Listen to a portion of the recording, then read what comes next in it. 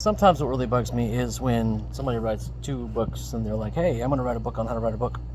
I'm like, no, don't do that. I'm not going to buy it. Nobody's going to buy it. Stop it. So I haven't written that book yet, but one day I will. I'm going to talk about my guilty pleasure of horror. So if you think about Jurassic Park movie or the book, Arachnophobia movie, these are horror movies. Look at The Mist, or look at The Fog by Stephen King, the book, the movie.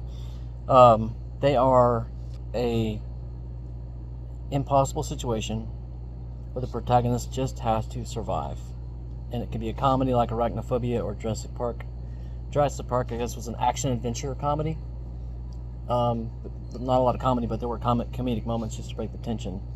Like when the guy who steals the DNA sample, puts it in the barbasol can, but on his computer, Samuel L. Jackson and the other guys are like trying to break in, and he's like, he didn't say the magic word, Frustratingly comic and annoyingly comedic.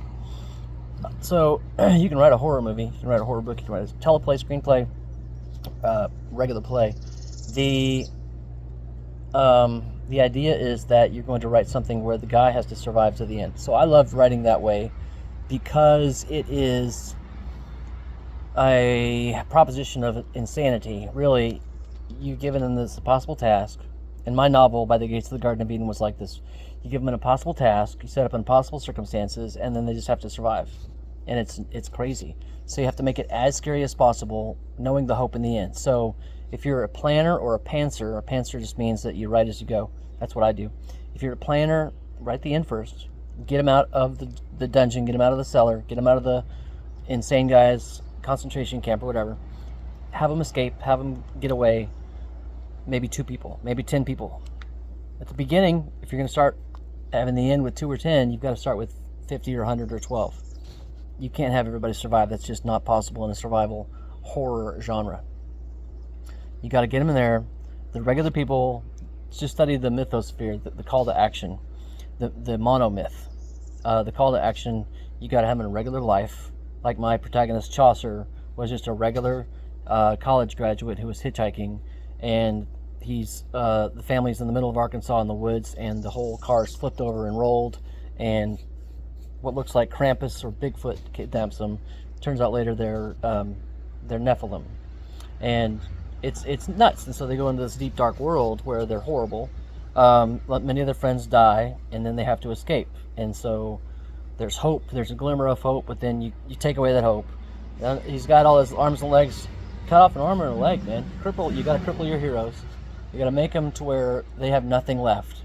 And then the thing, maybe use a Chekhov's gun example. And if you don't know what that is, Google it. It's awesome. I might do a series on that too. Maybe a little video on Chekhov's gun. But if you show something, you got to do it later. If you show a gun in Act 1, you got to use it in Act 3. So it's called a harbinger, a foreshadowing. You got to give some alliteration to the possible success, the save. And you can do that with the good guys, the bad guys, the MacGuffins. A MacGuffin is just a plot device.